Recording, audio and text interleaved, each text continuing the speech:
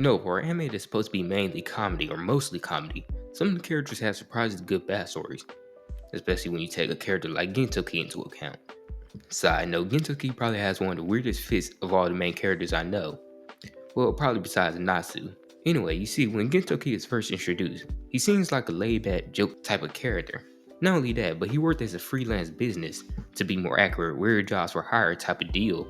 This helped lean more into the comedy role. But they do eventually reveal his backstory, and the way they go about it is a little bit different, revealing it piece by piece until you get to a later arc where it shows his backstory. Now, you do get some hints towards his backstory earlier on, and the first hint is when this character right here shows up, Takasugi.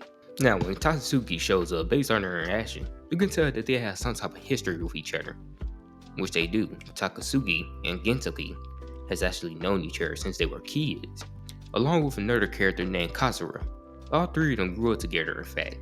I guess you can say they kind of have a similar backstory. Let me explain. You see, Gintoki was actually a poor kid who was taken in by a man named Yoshida Soyo. Yoshida started a private school meant for poor kids that Tatsusugi and Kasura eventually joins, becoming friends with Gintoki and Yoshida, where he not only taught them how to be samurai, but basic knowledge and how to be a better person. It was one of the reasons how Gintoki turns out the way he is in the first place. After being taken in by Yoshida, a lot of things was going good for not only Gintoki, but the others as well.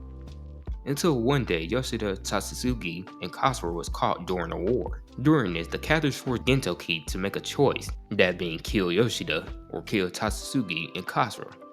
And whoever he chose, he had to do it by his own hand. Now, he chose to end Yoshida's life because he knew Yoshida wouldn't want him to kill the other two, just for his sake. A while after that, he eventually meets Otase and she gives him a place to stay. And that's when he starts his freelance business called the Odd Jobs, where he do, well, odd jobs. But throughout the series, you see that he does help people who need saving, especially those who are close to him. And even though he has a lax nature, he shows that he's very good-willed, even though sometimes it may not seem like it. Now, you know something about Gintoki's character, so let's talk about how strong he is. You can probably tell by now, but Gintoki is a swordsman and a pretty good one at that. So good that when he was fighting at the war, they called him the White Demon. Now, Gintoki actually has no powers whatsoever. All he has to his name is his sword skills and a wooden sword. Now, is Gintoki the strongest character? No. To be perfectly honest, he's not even top 5. And for being even more honest, he probably not even be the best swordsman. Even though Gintoki doesn't hold the title of the strongest, that doesn't stop him from contending with some of the strongest in the verse, like when he fought with Kamui. For context, Kamui, despite how he look, is an alien with superhuman strength.